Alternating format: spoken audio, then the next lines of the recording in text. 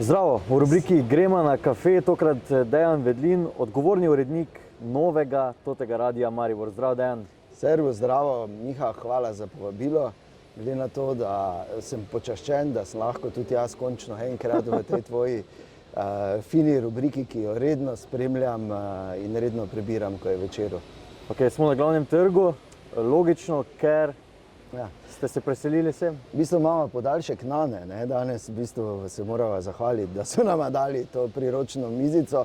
Tako da, če slučajno vsi, ki zdaj gledajo, ne hodi Dajčman okoli, pa nosi klip-klap mizico pa stole, ampak so bili tako prijazni, pa so nama predstavili sem pred te naše prostore. Zakaj ti prostori, zakaj glavni trg? Razlogov, zdaj bi lahko tu govoril o razlogih na dolgo in široko, ampak dejstvo je, da so pač ti prostori v lasti skupine, katere del je Toti radio in se je zdelo edino logično, sploh zato, ker je lokacija res fenomenalna. V bistvu stopiš ven, pa si v središču Maribora. Pa tudi, ko gre mimo, lahko večkrat recimo župana srečaš, mu pomahaš, daš roko. Veš, vedno je lepo, kak je podžupan, ostali. Krasno je. Super. Podaljšana kava, vedno podaljšana, zakaj podaljšana?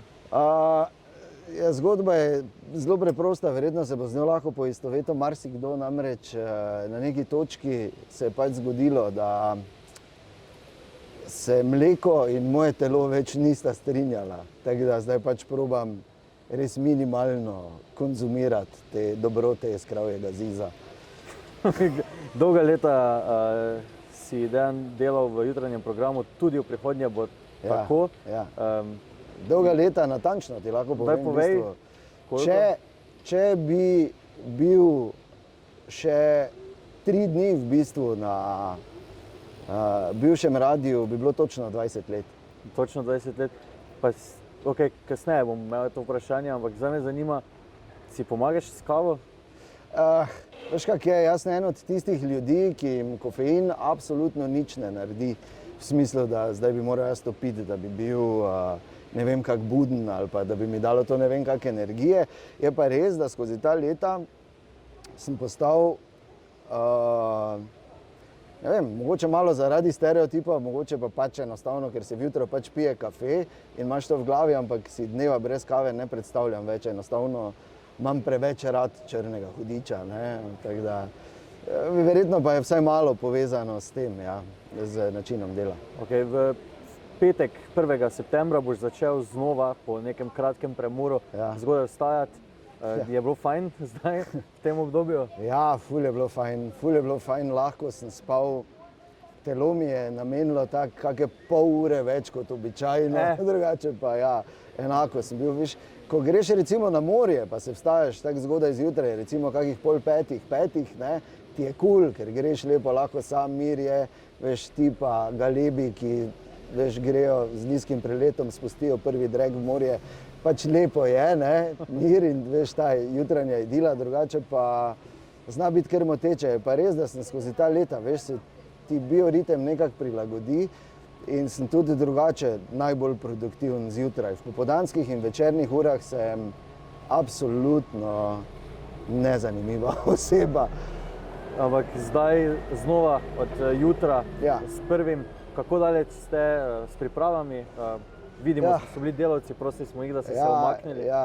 Torej, načrti so bili drugačni, ampak se veš, ti načrtuješ, na koncu pa gradbenik obrne in dobavni roki, tako da, ampak kar je pomembno je to, da 1. septembra bo vse tako, kot mora biti, vse je narejeno, tudi naš nov studio je res krasen in je pač ta trenutek predstavlja vrhunec neke tehnologije, ki v modernem radiju oziroma v studiu modernega radija enostavno mora biti, se pravi tudi vse je pripravljeno za videoprodukcijo in za prenose v živo in tako naprej, tako da bo, sem vesel. Nisi nič žučen? Zdaj se ne vem, jaz sploh tako se mi zdi, da v zadnjih 14 dneh, 3 tednih doživljam bolj kot ne neka izven telesna doživetja, že tak neka stopnja živčnosti mi je zdaj tako, veš, kot da gre tu mimo pes pa zalaja, to je zdaj že mimo vsega, zdaj smo na točki, joj, naj se že enkrat začne. No, če sem čisto iskren, te poznam v mnogo bolj nervozni obliki, pa verjamem, da je zdaj sicer situacija povsem drugačna, pa mi deluješ zelo miren. Ja, nekaj je tudi, ja, hvala. Ne. Se vidiš tudi ekonom pisker, ko kuhaš govejo župo, nas kače, ne. Samo piha, tu pa ta malo ven, ko je sila, ampak ne je pa. Nekaj je seveda tudi povezanega z leti in z številnimi izkušnjami, ki smo jih. Tudi sam sem jih uspel v tem času nabrati in je enostavno lažje. No, dosti stvari lahko predvidim, ne preseneti me več toliko stvari kot včasih, kar seveda vzročno-posledično pomeni tudi manj živčnosti, ne, ker lahko si vnaprej napovem dan, si dam malo placa, pa običajno se vse zgodi tu vmes v tem bufferju.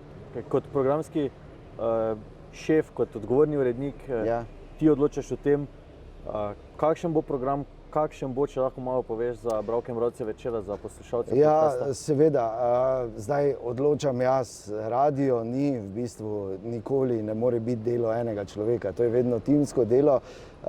Povezani smo na številnih nivojih z mojimi dragimi sodelavkami in cenjenimi sodelavci in tudi na tak način skupaj oblikujemo. Seveda, na koncu pač mora biti nekdo, ki stvari da v red, ki postavi meje, ker se veš, ne, ta splošni univerzalni zakon vesolja je, da vse stvari silijo v entropijo in radio ni nič drugačen, čeprav gre za pač malo manjšo komuno ljudi, kot je zvezd v galaksiji, posamezni recimo, ne, ampak kar imamo pa srečo je, da imamo, kot sem že dejal, dosti izkušenj, da imamo ljudi, ki so res izjemni kreativci in naša glavna prednost je, da je pač naš direktor Matjaž Šalamun Šalca, ki pa vemo, je pač preprosto kreativni genij, no, in jaz sem v vseh teh letih srečal res ogromno kreativnih ljudi, ampak veš, imeti nekoga takega, tako zdaj vem recimo, zdaj, če on kamorkoli pride, zdaj vem, kako so se počutili v Miamiju, ko je Messi prišel tja, ne, ker približno tak je to, če lahko dam eno nogometno analogijo. Tako da tu nas absolutno ni strah, mislim, da bomo lahko ponudili poslušalcem vse to, kar so do zdaj poznali, ne, in še toliko več v bistvu, ker zaradi tehničnih pa še drugih danosti. Zelo diplomatsko-političen si, bodi bolj konkreten. Kaj prinašate, kaj novega in kaj starega? Kaj novega, kaj starega? Ja, definitivno bo nekaj imen, ki so pa niso nova. Ne, zdaj po jutru bo v dopoldnevih z nami Saša Pančur, ki smo jo prekvalificirali iz novinarke v moderatorko. Saša je izjemno odprta in zabavna ženska. Jaz mislim, da je dovolj, če povem, da ko je bila še v srednji šoli, je bila v bendu, kjer so se punce imenovali Tres Diamantes. Dalje ne rabim sploh razlagati. Potem sta seveda tu Frasim Medvar s svojim Frasim Medvar šovom, ki je v bistvu že postal blagovna znamka in tu lahko ljudje točno vejo, kaj lahko pričakujejo, ampak hkrati nikoli ne morejo vedeti, kaj lahko pričakujejo, kar jo dela tako unikatna v bistvu, ne. In pa v popoldnevih oziroma večerih bo z nami Andrej Mernik, tudi znana mariborska medijska osebnost, ki je sicer zdaj dolga leta delal v Ljutomeru na Radiu Maxi, zdaj pa prihaja k nam. Okay. Tu pa moram povedati, seveda tudi zjutraj bo z nami torej Ana in jaz in pa Matic Jeger, tudi ni najbolj, bomo rekli takole, novinec, ampak ko smo se tako sedli, smo razmišljali, kako bi bilo fajn, da bi imeli mi recimo nekoga, ki ima priimek, ki je recimo čim bolj podoben neki pijači, ki je doma iz Pohorja, ne, in ki ni jager, ampak špila v pleh muziki. In bolj pride Matic Jeger, ki ima vse te atribute. Pa hiperekstenzijo kolena, kar je ena od najbolj ogabnih stvari za videti in prosim, ko sem zraven, ne ga prosim, naj vam pokaže, ker rad kaže to hiperekstenzijo. Dobro, tudi Reporter Milan se imenujete na novo. Koliko boste vi v programu? Mi bomo, torej toti Reporter Milan bo v programu povsem enako, kot je bil do zdaj, v istih terminih. Zdaj pač v našem 23. letu ustvarjanja pač začenjamo na drugi frekvenci, ampak vse ostalo pa bo točno to, kar so ljudje želeli in pričakovali. In to je bila recimo ena taka zanimiva stvar povezana s tem reporterjem Milanom. Zdaj, ko smo par dni nazaj torej imeli premiero nove predstave na Letnem odru Ruše, na katerem, ki je seveda izjemno prizorišče, nam eno od najljubših, zagotovo, na kateri smo v bistvu podrli rekord po prodanih kartah, kljub temu, da nas mesece ni bilo, ne, in kljub temu, da neke posebej reklame za nas ni bilo, je bilo v bistvu seveda hkrati velika odgovornost, po drugi strani pa tudi eno veliko priznanje strani naših poslušalcev in pa tudi informacija, da nas niso pozabili. Ne. Kak bi nas, tudi če nas pogledaš, pogledaj ta telesa. Okay, verjetno se pogosto srečuješ z vprašanji, kakšno je bilo slovo od Radio City. Že imaš pripravljene odgovore oziroma kaj rečeš na to vprašanje? Pa kako si v bistvu sam vse skupaj doživljal v zadnjih mesecih? V bistvu bolj zadnji 2 leti ali pa zadnje leto in pol moramo vedeti, da je za mene se je ta radio končal takrat, ko, čeprav še to se tisti trenutek nisem zavedal, ampak ko sem gledal nazaj, se je za mene končal takrat, ko je bivši lastnik v bistvu pač to prodal. Vse ostalo, kar je sledilo, je... Mislim, težko, veš, govorim o tem, ker jaz sem tam vseeno preživel v bistvu skoraj da 28 let in je...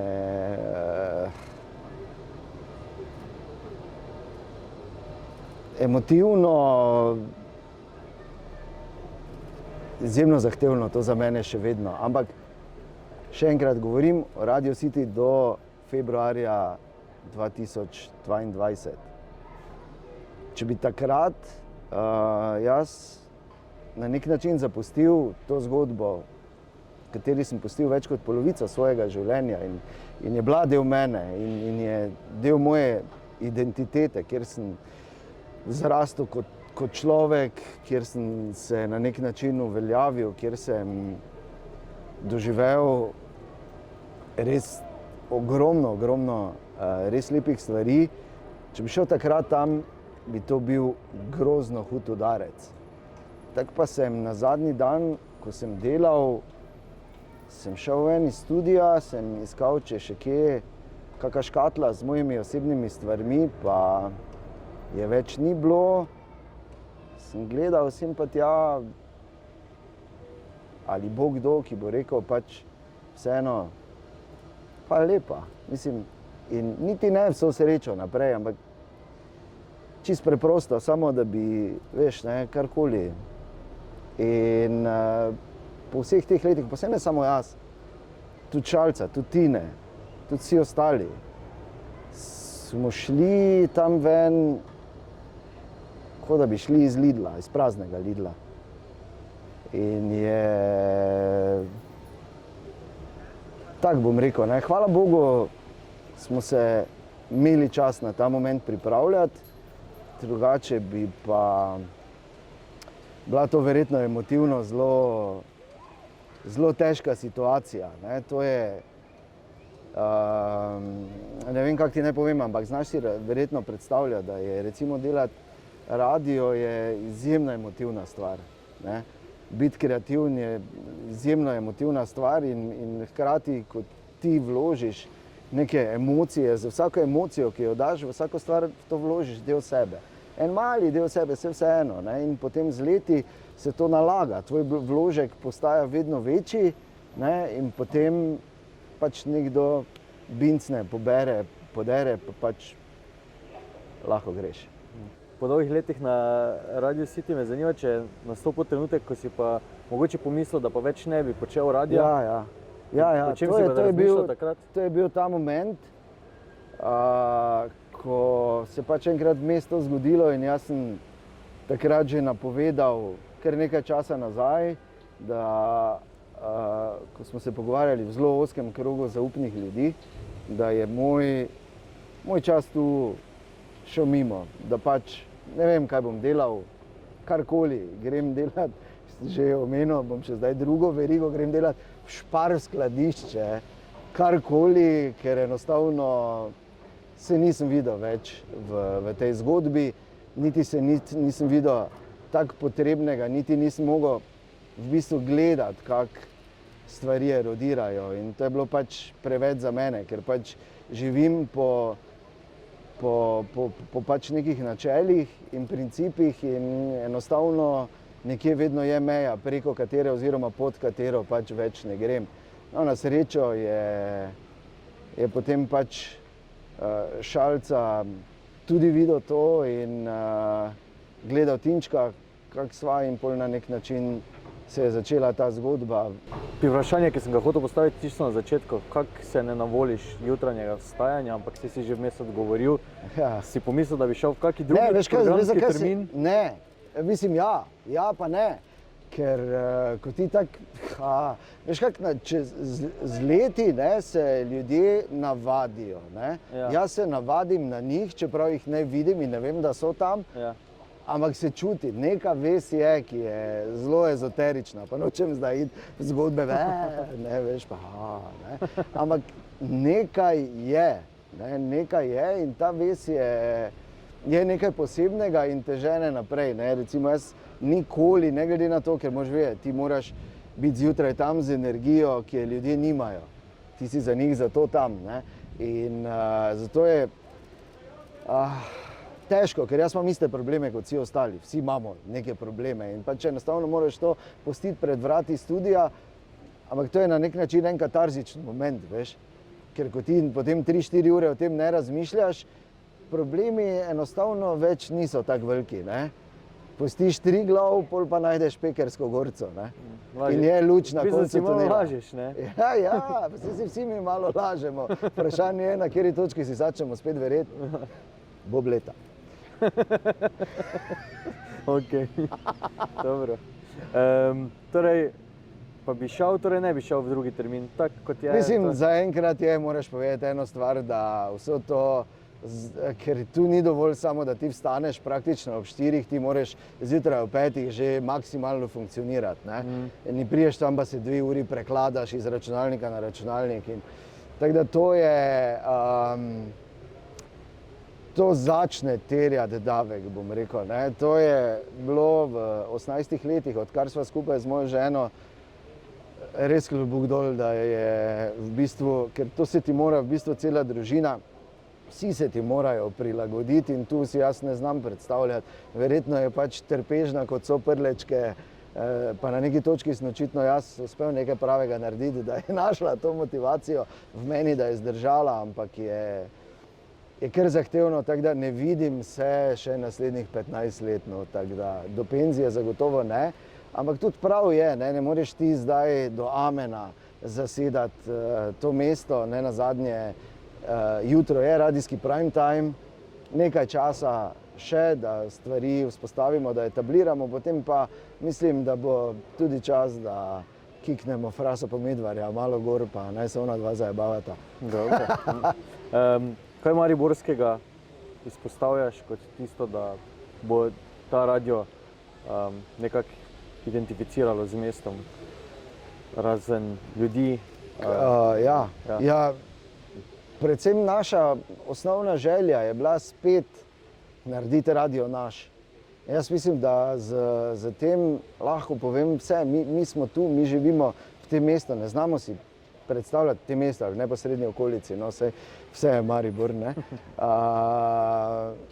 Mislim, ne znamo si predstavljati, da ne bi pač vlagali vso energijo v to, da bi še naprej ali pa spet imeli naše mesto radio, na katerega bodo lahko Mariborčanke in Mariborčani spet ponosni, kot so bili vedno, ne. Ker to je recimo to, mi vedno Avdić pove, ko se pogovarjava, da mislim, da je imel celo to v stand-upu ta joke, ko ga je enkrat srečal en Mariborčan, pa mu je rekel, čuješ, ker ti si tisti z radia, ne? Ja. Aha, se ste vrejo, vi, ne? Ja, hvala. Samo, mi imamo tudi radio, veš? Bicikli so padli. To ni del vica. Samo mi imamo tudi radio, veš, ne? Ja, vem, ja. Kaj tvoj radio pa v Ljubljani, ne? In to je konec. Ja, to je v bistvu konec vica, ne? Ker je... In to je to, ne? Mi pač hočemo biti tukaj tak z našim informativnim programom, vsebinami, z vsem in biti pač to, kar mi mislimo, da si ljudje v našem mestu in širše, jasno, da v celotnem našem področju slišnosti tudi zaslužijo. Kaj tebi pomeni? Mislim, da lahko to damo. Kaj tebi pomeni Maribor? Se vem, da je To je izjemno težko vprašanje, ampak meni pomeni Maribor tisti, veš, tega se najbolj zaveš običajno, ko nisi nekaj časa tu, pa pol sem prideš, ne. Ko vidiš Pohorje, to jaz znam opisati, to je, meni pomeni to ti naš breg, to ti, veš, moje sidro, moj tonalit, moja identiteta v bistvu, ne, in vse, kar je povezano s tem. Jaz kamorkoli bi šel, bi vedno bil Mariborčan, ampak ne taki, da bi, veš, se mi režali nadaleč, ne, ampak taki Mariborčan, ki, če bi me Maribor gledal, bi rekel, brav pubec. Kakšne so tvoje želje za Maribor? Moje želje za Maribor so preproste. Da se moramo že enkrat začeti zavedati enega preprostega dejstva, da je Maribor lahko najbolj Maribor, samo takrat, ko je Maribor. Zelo kratko in enostavno, ne. Hvala, da si s to mislijo zaključil pogovor. Vso srečo na novi poti novega totega Radia Maribor. Hvala lepa, Miha.